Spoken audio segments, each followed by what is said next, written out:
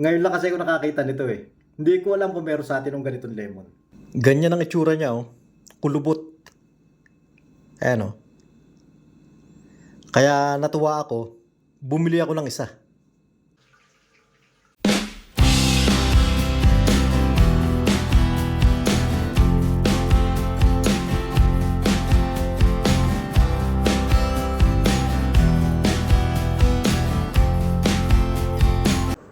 Nagpapalit nga pala uli ako ng pera oh. Yung $100. Yan, ganito kadami. Tigli 500 yan. Mamamalengke kasi ko, kukuha ako ng pamalengke ko.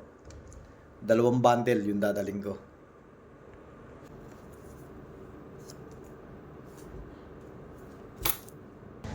Pero bago ko po ituloy yung video, baka naman hindi ka pa nakasubscribe sa channel natin, baka pwede naman pong pakisubscribe.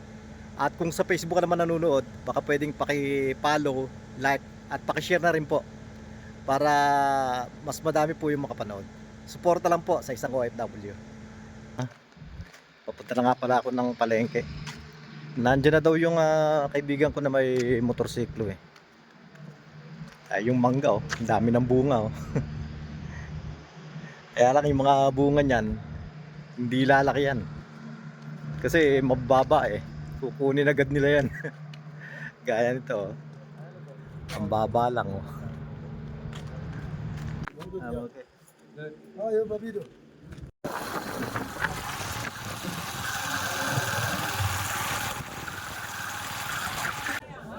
Yung parang bato na yan, pinato yung clay yan.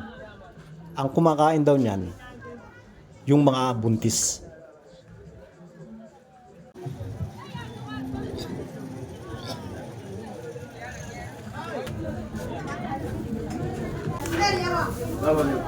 Valeu.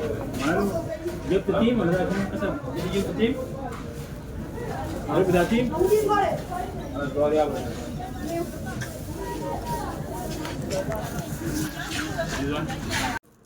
Dito na ako sa bahay. Ang nagastos ko nga pala, 98,000. Kasama na yung pamasahe.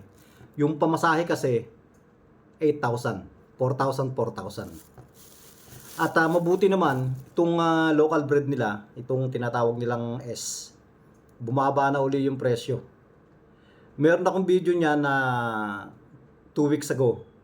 Ang presyo nito, 500 na yung isa. Ngayon, 400 na lang ulit. At doon nga pala mismo sa may tapat nung bakery, merong isang matanda na nagbebenta ng mani. Ganito. Luto na to eh. Yung binubusa lang nila, walang mantika. Member yun do sa church nila Pastor Onek. Namukhaan ko rin eh. Binati ako. Yun nga, nagbebenta nga siya nung ganito. Sabi ko, bibili na ako. Yung pala, 500 ang isa.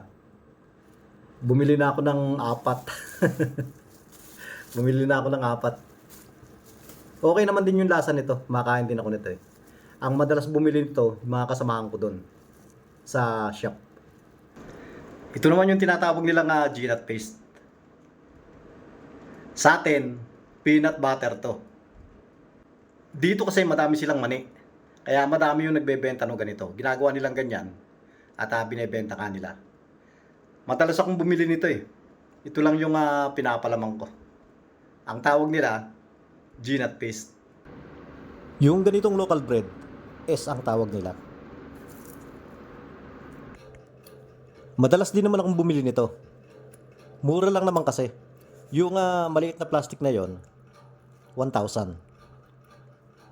Ito yung madalas kong merienda sa hapon pagkagaling sa trabaho.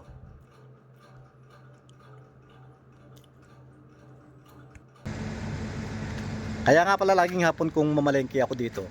Dahil dito, hindi kagaya sa atin na mas magandang mamalengke sa umaga dahil mas fresh yung mga mabibili mo. Dito, kung dumating yung mga ibang nagbebenta ng gulay, hapon na o kaya tanghali. At yung isda, kung dumating dito, mga 2:00. Dati nga niyan 3:00 eh. Ngayon medyo maaga na. Dahil sa umaga, saka pa lang sila manghuhuli ng mga isda at malayo pa yung bibiyahiin nila para makapunta sa market dito. Kaya ang dating ng isda dito sa palengke, alas 2 hanggang alas 3. Kaya mas mainam talaga sa hapon mamalengke.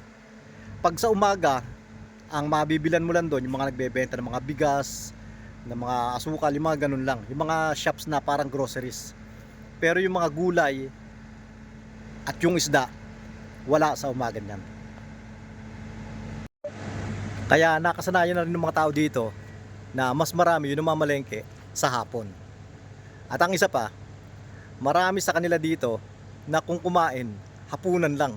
Kaya ganyang oras talaga yung pagpunta nila sa palengke para mamili ng pagkain.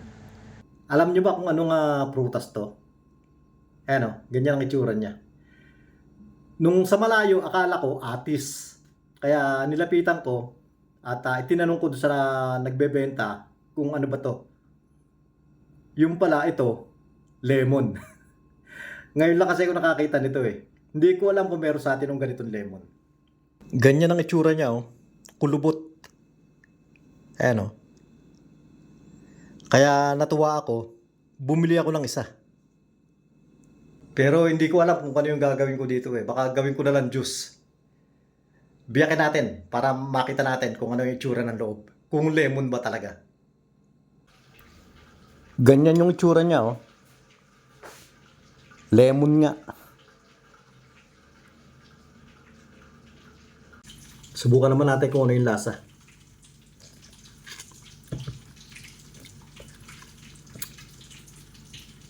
Parang manamis-namis.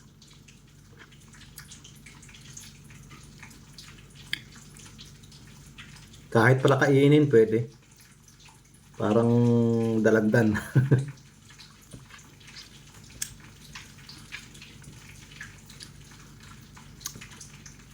Pwede. Pwedeng kainin ng ganito lang. At ang isa pang maganda sa ngayon, laging maraming isda ay nabili ko. Mura ngayon ang isda. Malaki rin yan, no? Isang dangkal. Ang presyo niyan, 2,000 ang isa. 2,000 sa peso, 24 pesos ang isa niyan. Malalaki naman eh. Oh. Baka 3 piraso, 1 kilo. Yan.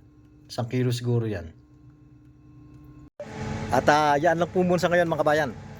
Sana po nagustuhan nyo rin yung share ko ngayon. At bago po natin tapusin yung video, shoutout po tayo kila Remy Martin, Jaime Herradura, Game Vlog, Gaujoso Lesiones, Eduardo Arcilia, Jonel Gubaton, at kaya Jose Magallanes.